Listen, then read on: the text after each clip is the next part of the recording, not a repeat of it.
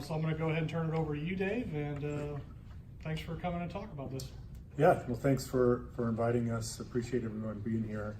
I did do this talk at the Tampa Bay DevOps, but it was during lunch, so it might have been too loud or if you missed it. So if you've already seen it, I apologize. I'll try to throw in some things. I'll talk for about 30 minutes, and then we're going to do the trivia game based on some of the information that we cover.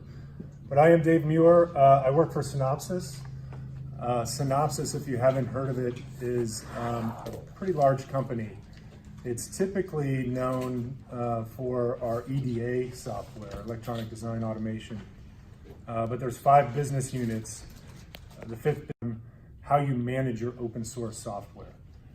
And so I'm not here to do a product pitch. What I am going to talk about are some data that we publicly share, and you can get the PDF as well, around this sort of state of open source. And it relates to, DevSecOps, especially if you think about the applications you build, the open source you bring in, and if you wrap that in containers as well, which we'll talk about. I actually started my career at Accenture over downtown St. Pete, and worked there for several years. Actually jumped to Home Shopping Network, where I wasn't on TV, I was in a trailer coding, and then sort of worked my way through open source and sort of in a sales and engineering capacity within Black Duck, and now I work for our alliances and business development team. So very excited to be here to chat with you about securing your open source. So I'm here with my coworker as well, Manuel Rivera, who I work with, and he's also at Synopsys in charge of our alliances and channels. And he's my page flipper. So go ahead and flip the page here, Manuel. I think everybody knows this. When you build applications, it's not just your own proprietary code, which of course may have some quality and security issues. You want to use things like static analysis tools to look at that. They're also short for SAST. And there's a bunch of static analysis tools out there as well. Synopsys has one. But as you build modern day applications, you typically bring in open source. And you might know, hey, I want Apache Struts or Spring, but you might not realize that when you build those applications, those components also rely on other components, transitive dependencies. So they'll start bringing in more and more open source. You think about Node.js, it's got a ton of, hundreds of libraries that are brought in that you may not even use. So open source components is what we're going to talk about today. And then if you think about DevOps and containers being Linux-based typically, that brings in at least 2 to 3 times more open source components that you have to worry about when you deploy your applications. So we'll see some statistics. If you flip the slide there, Manuel, the key thing is that open source isn't the risk. I'm a huge open source advocate. The risk is really how you manage it and how it's being managed. In some respects, I believe open source might be a better choice than commercial software, especially if that open source has a rich community and can fix things quickly. It's not to say commercial code isn't bad, but you have to sort of weigh those items when you're looking at how to assemble an application. But you can see there's 3 different types of risk that you should really think about when you're looking at really any software, but open source specifically: security, legal, and operational risk. And we'll go into each of those here. So next slide. So we'll take a look at some of the stats from this report. It's called the Open Source Security and Risk Analysis. We've been doing this for now 4 years. When we were at Black Duck, we did the first one 4 years ago. And it's essentially a report on actual applications. So this information comes from over 1,200, in this report, applications. And if you think about it, it's typically in the merger and acquisition. So it's proprietary code that's being acquired by somebody is what we're scanning. And we, of course, anonymize and aggregate the data and put it in this report. But it gives us a sense of the open source code, the open source makeup, licensing information, security, vulnerability information that are found in those applications. And we can sort of look over the trend of these 4 years as well to get some interesting trends. So keep that in mind. These applications are usually more proprietary in nature because we're not scanning, the software that keeps a company alive, like an issue tracking tool or something like that. We're actually scanning the key software assets, the revenue generating assets of these companies. So if we go to the next slide, you can see that we're looking at, this is the distribution of all the different industries, but we're looking at all sorts of industries. Essentially what this slide is saying is that every company is becoming a software company, whether they think they are or not. You can see everything from enterprise software, big data, telecommunications, cybersecurity, clean tech, energy, a lot of different industries represented in these 1,200 apps. So understanding that, this is, these code bases have a higher focus on proprietary software, that would actually make these numbers a little bit more conservative from an open source perspective. And you're probably saying, well, how can you get higher than 96% of these code bases containing open source? Actually, if you remove, there's a handful of projects in here that are 1,000 files or less. If we remove that, that number becomes 99%. So almost all these applications that are significant have open source within it. And the 60% number is the percentage of the code base that is actually open source. If you think about developing and you bring in an open source component like Spring, you might be only using some of the functions of Spring, a handful of functions of Spring, but you're bringing in the entire jar, for example, and that is a lot of code. So usually these days we're seeing that open source from a code line perspective is the majority of that application. And we're seeing that, we're seeing that number reflected. Now last year, it was the first year it went over 50% at 57%. The year before, this report only showed a little bit over a third at 37% of the code bases being open source. So there's a dramatic increase on the amount of open source actually in these applications.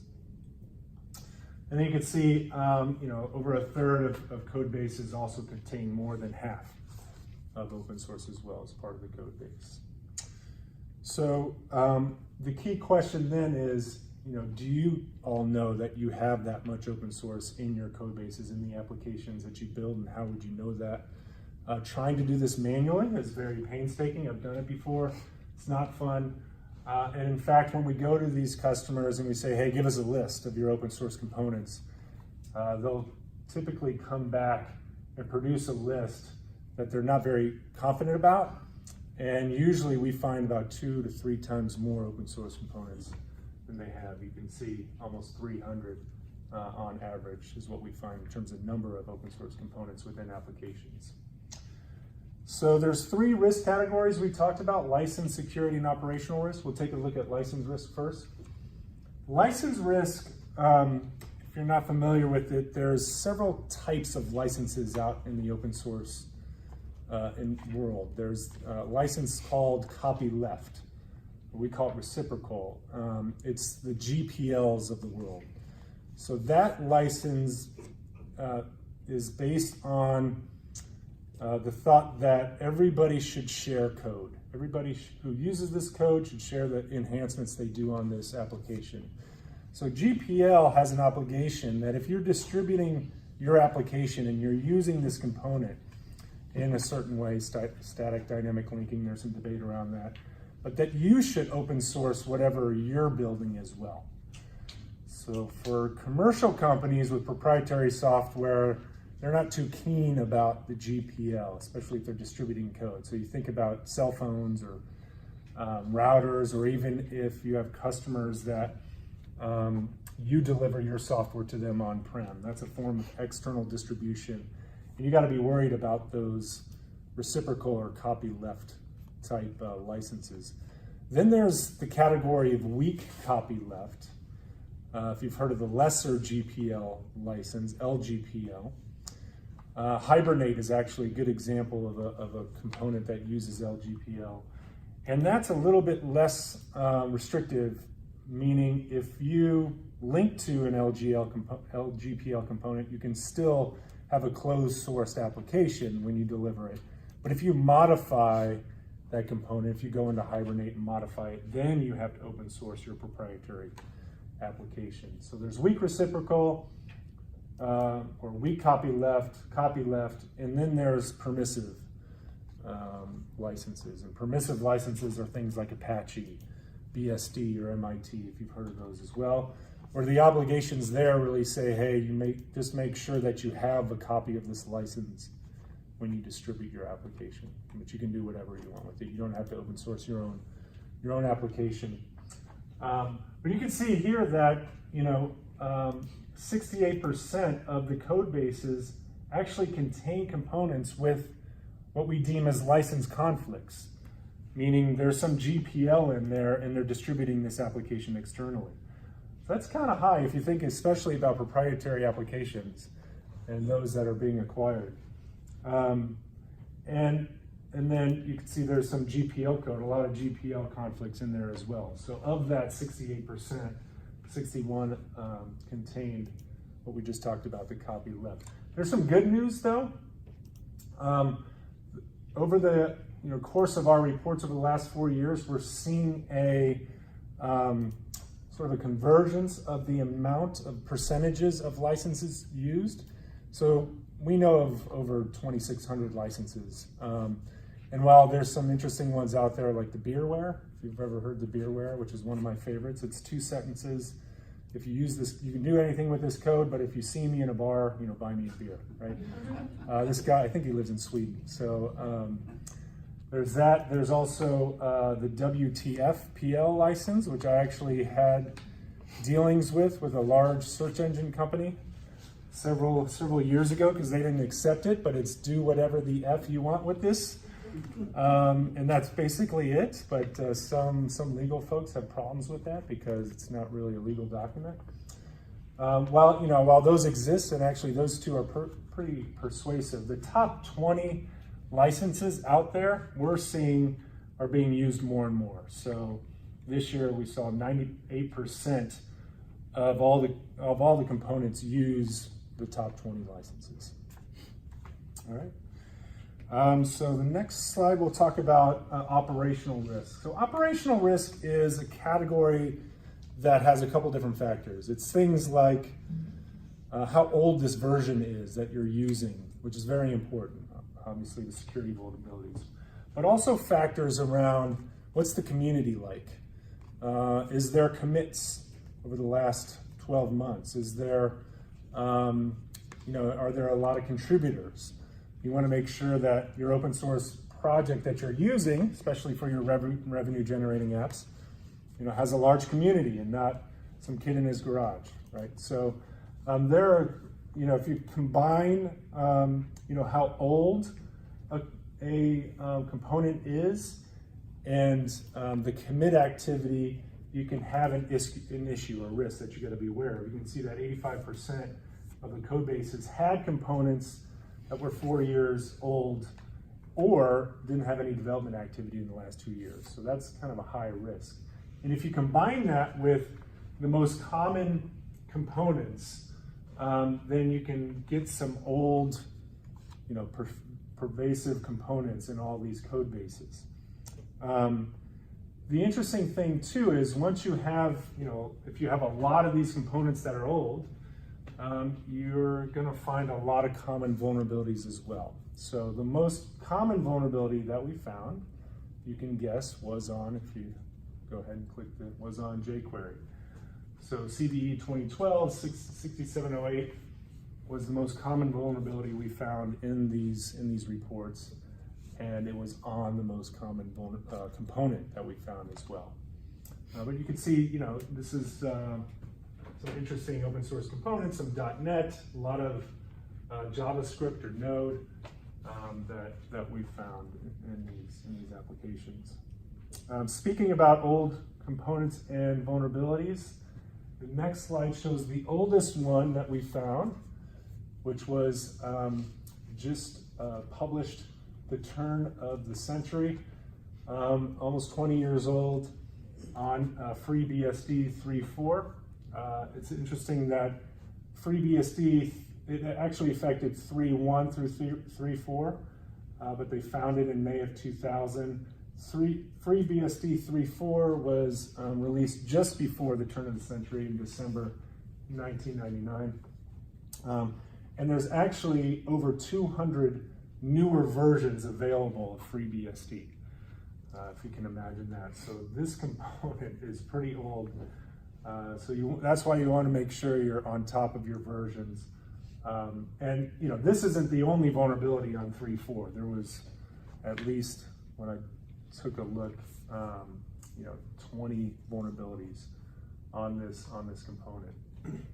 And so you can see here, the average age, or there was 43% of code bases that had vulnerabilities over 10 years old. The average age of vulnerabilities in this report was about 6.5 years. So we'll go into how those vulnerabilities are found and processed in a minute.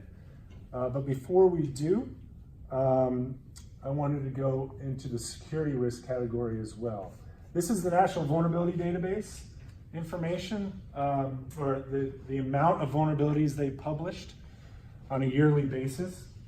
The National Vulnerability, in combination with Meurer, publishes these things called CVEs, Common Vulnerabilities and Exposures. So a CVE is on any software component, and you'll notice that the last 2 years were actually, they published more vulnerabilities than the 5 years before that combined. So there were 30,000 vulnerabilities that were reported in 2017 and 2018. If you continue there, Manuel, you'll notice that of course, well over half of the code bases contain vulnerabilities. This is actually good news because last year the report had over 75%. So we feel that folks are getting a handle on security vulnerabilities and monitoring those a little bit more. And then the next stat as well shows that 40% of those vulnerabilities, almost half, were at the high risk category. So when a vulnerability is published, there's different severities: high, medium, and low. And then there's subcategories underneath that: exploitability, impact, and the combination of exploitability and impact will give it a high. It goes 1 to 10. All right, so yeah, let me take you through one of my favorite components, not to use, but to talk about, because it just has a ton of vulnerabilities, but how the vulnerability process works typically in these scenarios. So we're talking about CVE 2018 1177.6. On August 21st of last year, 2017, this was discovered Apache Struts on August 9th, a couple weeks earlier. The interesting thing about vulnerabilities, though, is that they're typically introduced well before they're found. So you can see this was introduced at least 10, 11 years earlier, and a version 2.05. If we keep going, and then what happens is the National Vulnerability Database, is a public source, will get notified of this vulnerability, or Meurer will as well, and they'll put out the number. This number will be there. There might be a description as well. But in a lot of cases, they'll only tell you, it's weighting analysis. You don't get the scoring, you don't get the tie to the actual product until weeks and possibly months later. So if we keep going, you can kind of see this is what you would see, a weighting analysis. And then, it's in various versions. There's a note there that Black BDSA team, that's the Synopsys team, Black Book Security Advisory team, we're also in this process as well, helping to test these vulnerabilities and providing, more versions back to Apache Struts as well that are affected. But keep going, Manuel. So if we go back to the timeline, so you don't get CVE details. That's why you have to kind of look at other commercial items to help you understand more data, more actionable data, things like fixes and workarounds, because this, on November 1st, was when the National Vulnerability Database actually published. This is the tie to the product, common product enumerator. This is the scoring, and this is a category. So a category is like the type of vulnerability. And so you can see, if you keep going one more, this is where sort of the hackers, live. When it's disclosed and before all the public details are published, this is where you're most vulnerable. All right. So I know I've got a handful of minutes left. Let's keep going, Manuel. So just to give you, as you're looking at managing your open source, I want to talk about some trends that I've seen over the last decade or so around the tools that are in this industry. So the scanning tools that help you identify open source software and what they do. We talked about license risk, and license risk is still very important, but there's been sort of a decrease in the importance because security risk has sort of taken over. And the reason is around the 2014 timeframe, there were some interesting vulnerabilities that were published, and they started naming these vulnerabilities, and they got all this press: Heartbleed, Shell Shock, Poodle, Ghost, Venom, and they created logos and everything. So security risk became much more of an important factor in the minds of companies trying to manage this risk. And there's three other sort of trends that I've noticed as well. The first is how open source is identified. There's a handful of algorithms that we'll talk about in a minute, but there's basically matching the actual files on the system. There's looking at package manager information to help identify that open source and give you an accurate list. So there's a lot of automation that has happened over the last 5 to 10 years in the industry. The other thing is, the public information that is given to you with the National Vulnerability Database isn't very actionable. Just gives you a description and says, yes, it's vulnerable. So a lot of these tools have added more enhanced vulnerability data, workarounds, fixes, more technical descriptions. Here's the actual commit. So you want to look for that as well. There's a lot of vendors these days offering public, CVE information. So if you look at GitHub and Google and others, if you store an image on Google, you'll get vulnerability information, which is great. We work with those guys all the time, but it's that public information that doesn't have that timely and actionable information. And then the other thing is workflows. So when open source, especially security, was becoming a concern, companies wanted to lock down their developers and have them go through a process to submit requests to use open source. That really didn't scale that well, and developers hated it, right? Because if you built an application, you could have hundreds of open source components, and you have to go through that process every time. So the workflow has kind of shifted more towards a gating feature, where you're adding things in the SDLC to have policies to fail builds, or to give developers more information up front in their IDs so that they make better decisions. All right, so if we keep going, here's the different scanning algorithms to note as you're looking at tools. Build process monitoring is typically the fastest, but sometimes can lead to accuracy issues, because if it just looks at a POM file or a build.gradle or a package.json, those are the files where developers declare what they want to use, but sometimes the build changes that because one version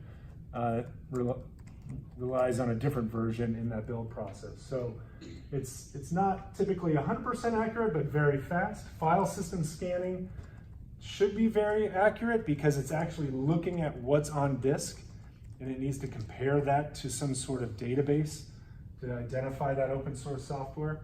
This is usually the slowest and typically requires manual intervention, but is not used widely. So this is code snippet matching. It basically means I want to check to see if my developers are using the code from an open source component in my proprietary code. And that's typically for companies that are very concerned about license risk. Because if you take GPL code or even LGPL code and incorporate it in your own proprietary code, you have to open source it. And then also there's binary analysis. So while this can do some binary analysis typically, this is more enhanced binary analysis. If you think about executables, firmware, or in a supply chain scenario where you've got your customers sending you code and you want to scan it for open source and vulnerabilities, there's a whole nother area in terms of algorithms there as well, where it's not actually finding the source code. It has to sort of do some decompiling or look at symbols or things like that. So those are the scanning algorithms that are kind of in the tooling industry as well. And then keep going. And then if you think about the different areas in DevOps where you want to integrate this tooling, a lot of these tools have these points. This is not to say make sure you integrate at every point. The most popular integration point to scan for open source is in the build, but you want to make sure you get information to your developers as soon as possible. So look for plugins that can show your developers, hey, you're bringing in this open source component. It has these vulnerabilities. Maybe you should use a newer version. But as you think about DevOps and get into containers, you also want to look at integrations that look at the container as well. As I mentioned earlier, when you scan an application, it might have 100 or so open source components.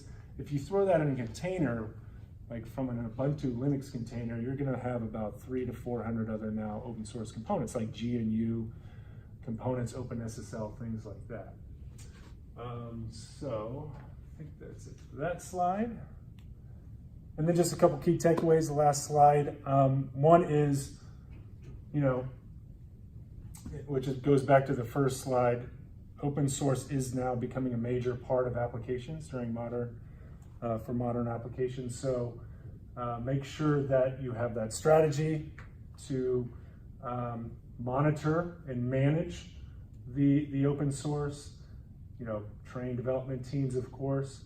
But as I just mentioned, try to get that information into your developers' hands as quick as possible. IDE plugins are great because, although they early on didn't like the workflow tools, they do want to be educated. I want to be educated in terms of how good this open source component is, and if there's any alternatives or if there's any vulnerabilities. Obviously, developers don't want to push out insecure code.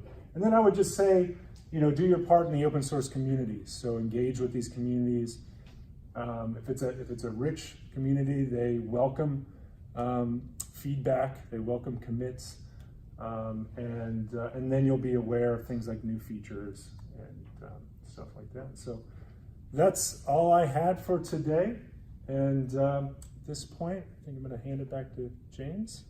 Or unless we have any questions. Yeah, I might have one to start us off with. Yeah. So when a vulnerability is found by the community or the boards or the organizations that look for these things, what's the typical turnaround to expect that in a scanning tool? Yeah, great question. So usually it should be that day. So if a vulnerability is published, that's one of the factors you want to look at when looking at these tools, is when a vulnerability is basically pushed to your instance of that tool. It's different scenarios with different folks. So for example, government likes everything in-house, so it's very tough to push things to the government customers. And sometimes they're fine with getting updates weekly. But the tools that you look at should have a turnaround time within 24 to 48 hours. Okay. And then to follow up the question, some applications that are supported by, say, the enterprise don't get, as much attention as some of the other ones. Yeah. So some are like updated, every 3 months or every quarter, every half year, et cetera. Right. Or even once a year. Maybe it's an application that's just done for yearly reporting. Yeah. For situations like that, where you're not necessarily waiting for a build process or some kind of notification on IDE because it's not being actively Right. looked at, what kind of strategies are in place to, like, say that new vulnerability comes out Yep. September 1st, it's going to be 4 months before we even pop that application open and look at it, but Right. it is sitting out there live. What's the strategy to make sure we're identifying the vulnerabilities in that type of scenario? Yeah, so, right, when you go into a customer, or if you all know, you have applications that you're developing or applications that you haven't developed or in production in a certain maintenance cycle. So you want to make sure that those applications, once you get your scanning tool, have at least been scanned once. And what that'll do is it'll retain those components in whatever tool you have. And those components will be then monitored by that, those components should be monitored by that tool. So if a new vulnerability comes out, there should be some alerting mechanisms that show you, hey, this new vulnerability affects these applications, whether you're developing them or not. And you'd want to, like in the SDLC, you'd want to tie that to some sort of alerting mechanism, create a JIRA, or have HipChat alerts as well.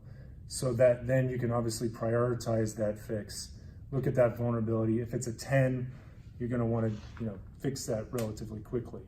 But you're right. This shouldn't just apply to new greenfield applications. You should always scan your applications. Even if you don't have the source code, you can use the binary scanning mechanisms with these tools to get, because you want to get those components sort of in a managed list that is just sitting there being monitored constantly. Good question. Any questions for the? Yeah, how do you integrate that with your workflow? For example, we are doing like daily scannings or quality, that kind of thing, but you don't want to do this daily, or you don't want to do it, like you want to do it at the end of the week or every 2 weeks. How do you integrate that, for example, with what is the best moment to, for example, say, we are going to do a release, but you don't want to do it before the release. Right. Because in that case, you put everything on hold, and then you need to you postpone your release. What's in the market? What is the best strategy to say, when do we need to do this, before the release or after release? Right. The earlier the better. Right. You just said it. You don't want to do it at the end of the release because you could have a bunch of things you have to fix, and that costs time and money. So it depends on how quick your scan is. In some tools, scans can be actually done as a continuous build because they take seconds. Usually a thorough scan of your open source component will take minutes. If you're doing things like code snippet analysis, that might take more hours. So we recommend typically doing a daily build with this scanning, with open source scanning. Now, if you incorporate other scanning like static analysis usually takes hours. And that is probably more of a weekly thing than a daily thing. But for open source analysis, daily builds should be totally fine. And if you're using things like plugins for the developers, then the amount of finding should be a lot less. But yeah, daily builds, and we've got, you can look at Jenkins plugins and things like that to initiate the scans. I never used this analysis before. So how do you run it? Is something that is already, is a different app that is running at the end of your workflow? Let me say, the application is deployed, or is something that I can run integrated? For example, talking about Jenkins. Yeah. There is a plugin with Jenkins, or there is a REST API that can say, okay, we don't want to use the plugin because we're a little bit behind. We want to use the REST API is more. Yeah, so you want to, that's a good point. It typically is in a Jenkins pipeline, usually at the post-build action. Yeah. But whatever tool you look at, you want to make sure that, if they have a Jenkins plugin, that's great. Our customers actually like to just use the command line because the command line gives you the ability to download the latest right there if you don't already So have do it. you have a CLI like Yep. a binary that Right. you can execute on? Yeah, you want to be sure to use a CLI, or that the tool you choose has a CLI so that it can be incorporated in some pipelines.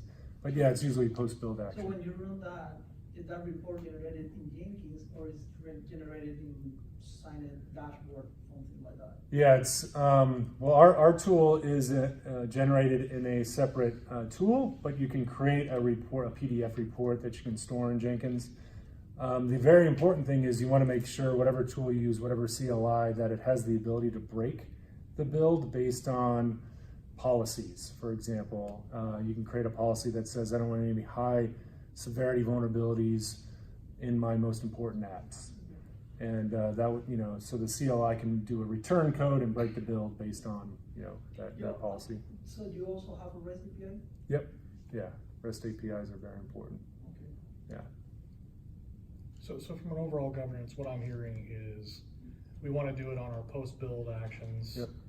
To prevent any high severities from going in production or whatever Right. levels you set. And that prevents, the known vulnerabilities for that day going into production. Mm-hmm. Your tool also can do notifications on the fact that, hey, this one did go to production before a known vulnerability, but now there is a vulnerability, and create like a ticket or create some That's kind right. of thing back. Yeah. And then thirdly, I saw on the presentation that there's also plugins for an IDE level, Mm-hmm. so that as the developers doing their thing, they're getting notification as they're coding and not necessarily waiting for a check-in to get notified that, oh, the Apache Struts that I've been coding against for the last 3 weeks is not good and I need Right. to go refactor everything, right? Yep, exactly, yeah. More information earlier saves time and money later. How long is the report available? Like I say, I want to do some kind of correlation, like 3 months ago it was working fine. Yeah. I want to see what is different with today. There's something possible to do that also? Yeah, there's compare features as well, so you can compare against versions. But the key thing is you want to make sure, when you first do a scan, it retains all those components. So you can always go back to see, 3 months later, what's the security makeup of the application now, if you haven't, gotten a lot of alerts or whatever. So it does change. It should change. Your bill of materials, we call bill of materials, or list of components and all the metadata associated with it should change on a daily basis as open source is changing as well. Not the actual components and the versions, but the metadata around it. So for example, maybe there's a new committer, so the committer count goes up, or maybe there's new vulnerabilities, so that goes up as well. So it's kind of a living, breathing. You want to have a living, breathing list of open source components that represent your application if it's deployed, so that you can monitor it. What are the requirements for Synosis to be running? Do you need Java? Do you need anything like that? For this tool? Yeah. Yeah, for our tool, it's called Black Duck. It's container based, so yeah, runs on Kubernetes, OpenShift. Yeah.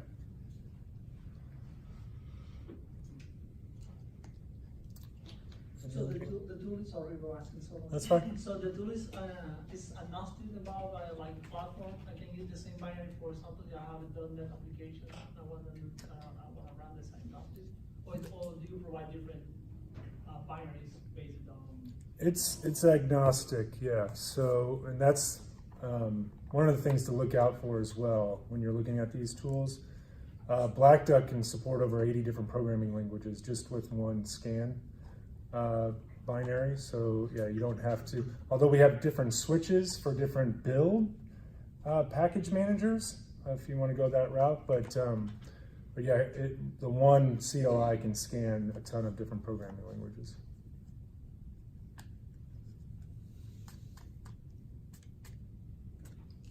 All right. So Yeah, thanks for the questions. doesn't look like I got any more hands going up, so I just wanted to say thanks, Dave. This was very informative and a very good presentation. Thank you. Appreciate it. Thanks.